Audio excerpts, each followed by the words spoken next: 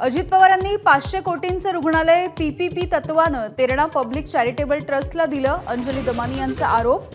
तेरणा ही माजी मंत्री आणि सुनेत्रा पवार यांचे भाऊ पद्मसिंह पाटील यांची संस्था. पुण्यातील पार्थ पवार जमीन घोटाळ्याच्या प्रकरणामध्ये मुठे समिती आज अहवाल सादर करणार. जमिनीच्या व्यवहारामध्ये गैरप्रकार झाल्याच्या नंतर महानिरीक्षक राजेंद्र मुठेंची समिती स्थापन.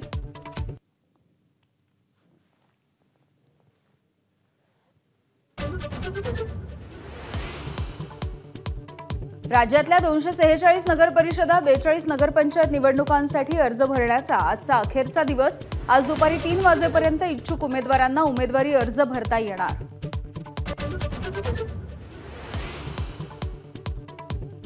अनेक पक्षांचे उमेदवार आज शक्ती प्रदर्शन करण्याच्या तयारीत, तर अनेक उमेदवारांना एबी फॉर्म न दिल्यामुळे गोंधळ कायम. कुठे युती तर कुठे आघाडी, चित्र स्पष्ट होणार.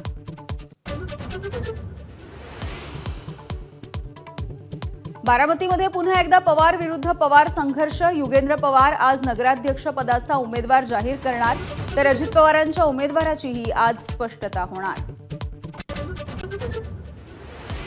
मुंबई नवी मुंबईला आणि ठाण्याला पुरवठा करणाऱ्या गेल कंपनीच्या सीएनजी गॅस पाईपलाईनमध्ये बिघाड. रिक्षा टॅक्सी बसेसवरती परिणाम. घरगुती पुरवठा सुरळीत राहणार असल्याचं गॅस कंपनीचं आश्वासन.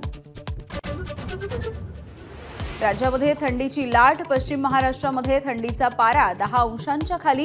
परभणी, धुळे आणि महाबळेश्वरमध्ये देखील गारठा. अनुसूचित जातीमधील आरक्षणामध्ये क्रिमिलेअरला स्थान नको. आरक्षणाचा लाभ गरजवंतांना मिळावा.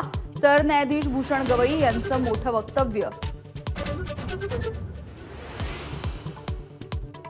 नितीश कुमार पुन्हा एकदा बिहारचे मुख्यमंत्री होण्याची शक्यता. आजच नितीश कुमार कॅबिनेटच्या नंतर राजीनामा देणार.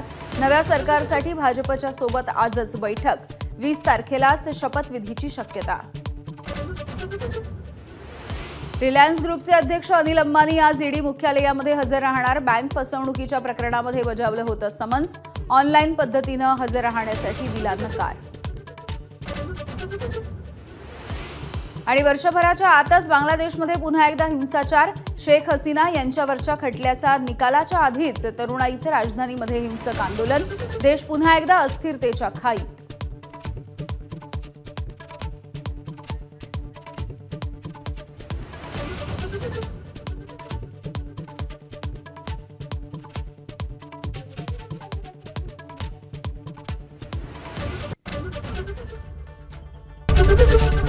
एबीपी माझा, उघडा डोळे बघा नीट.